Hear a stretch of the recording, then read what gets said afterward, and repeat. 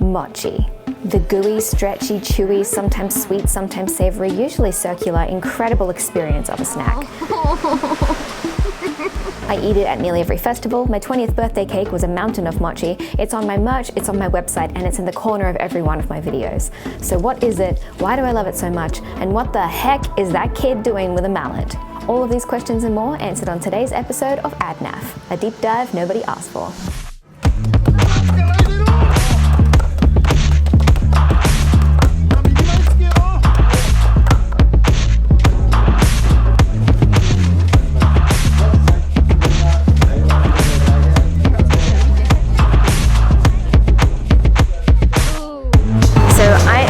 Tokyo right now in an area called Setagaya Daita, and I have come to a mochi festival. Hell yeah! By now you've probably heard me hype up this magical food to the moon and back. But what actually is it? Oishi. Oh, that is so oishi. Mochi has been used through Japanese tradition for centuries. It's thought to have derived from China and was only eaten by the emperor and nobles. In the Japanese Heian period, it started to be seen as food for the gods and was thus used as offerings in Shinto rituals. Nowadays, it's eaten any time of the year, but the traditions still remain. At New Year's, it's common to see kagami mochi, which is 2 mochi balls stacked on top of each other with an orange on top of that. And then at spring, you can find sakura-flavored mochi wrapped in a cherry leaf and just many more traditional forms of mochi eaten throughout the year. Whoa. So basically to make mochi you have to get, it's a certain kind of gluttonous just sounds like greedy. So get some greedy rice, and which is basically the Japanese short or long grain rice, but it's got a very sticky kind of consistency. They get that uncooked and you soak it in water, and then you basically steam it overnight. And then the next day, which is today, that's when they get it up out of the steamer and they plump it into this giant stone or concrete mortar, I think it's what it's called. And then they get 6 people, 3 people on either side, to knead it first with this big giant mallet. And then, of course, the really fun, exciting part starts, where everyone just starts like bashing the crap out of it until the mochi gets really soft and squishy, and then the individual grains of rice all kind of meld together into one soft, squishy, delicious, freaking amazing, delicious consistency. And then they finish it at the end with one person just does like, you know, a couple of very big bangs with the hammer thingo, and then another person touches some water onto it and then turns it over. There's actually some like viral videos on the internet of the fastest mochi making in the world, where one person is pounding the mochi with a mallet and the other person is putting water on it and turning the mochi itself. So it's like a dance and it goes so incredibly fast, and one little slip up would mean that this person's hand will just get completely smashed. So it's really exciting to watch. Just really interesting as well. I think if you had no idea what mochi is or what this festival is all about, it would be incredibly interesting to you, but thanks to this video, you now all know what it's about, so you're welcome. I am so excited. Oh my gosh, look at them. Oh, they don't jiggle at all. Okay, never mind. Wow, that's amazing. It tastes quite different from like store-bought mochi. Like, you can kind of even see like the grains a little bit, the grains of rice in the mochi itself. But you can't really taste it. It's like super smooth and super stretchy and chewy.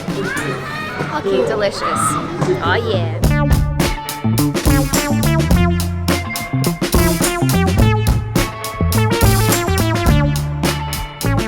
But wait, if that's mochi, then what is that? Well, traditionally, mochi refers to the leftover deliciousness you see here from rice that's been pounded down, but you can also make a very similar yet different substance from a certain kind of rice flour. All you have to do is just mix it with water and a little sugar, microwave it a few times, and then you've got the famous gooey mixture that you can turn into whatever your heart desires.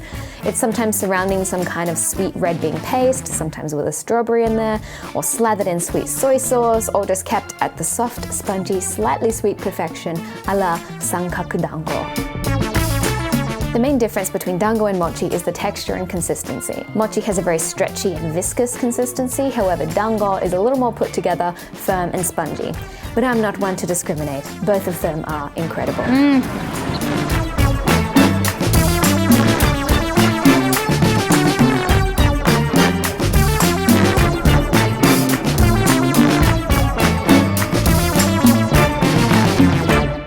What did you think of the festival, Brendan? I loved it. That mochi was some real nice stuff. Some real good mochi. That was some mochi. That was a really good one. That was really nice. Oh yeah, this is my friend Brandon, by the way. He's been in my video before, so. Yes. I'm just walking up to random foreigners, be like, "What'd you think of the festival?" I don't know you.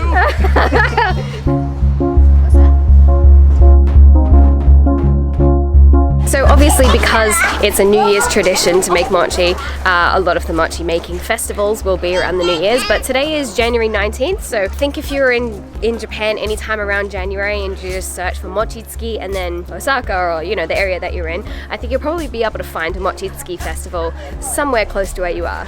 It's very fun.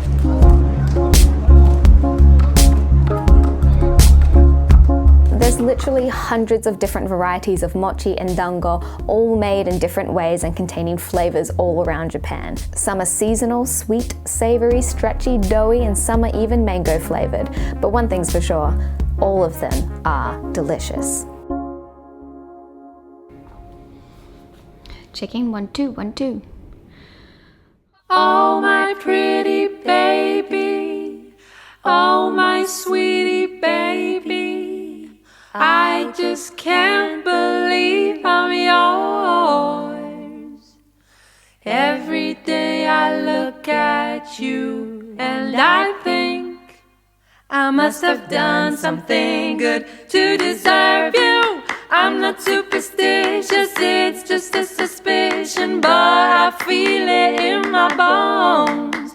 I feel it ever since the day we met. I just knew I must have done something good to deserve you. Perhaps I was the doctor said. Hey there, thank you for watching. This video was sponsored by TCVB and Asahi Shimbun Publications, but please, we all know I didn't need to be prompted to make this video. If you're ever in Japan, please make sure you go and grab some mochi or dango while you're here. I often get asked, like, where can I find really good mochi? And I always just say, start at the convenience store or the grocery store, because they're already really delicious and really cheap. But if you want to get mochi that suits the mood, because it's that big of a deal, make sure that you go and get some yaki dango, which is basically just dango roasted over a fire, and then it's usually covered in a sweet miso paste, and it's frickin' delicious. This is pretty much always available at any like matsuri or festival that you find yourself in, so I highly recommend that. Obviously, why I'm making this whole video. Anyway, that's all for me. Thank you for the support. Go and follow me on Instagram if you want. I have a Patreon and dying need for attention. Again, that's all. Thank you for watching. Goodbye. I must have done something. You must admit that it's a miracle. I must have done something that we have found each other. One of these days I'm going to make a compilation video. It's just every time that I've eaten mochi. It'll be like 10 minutes long.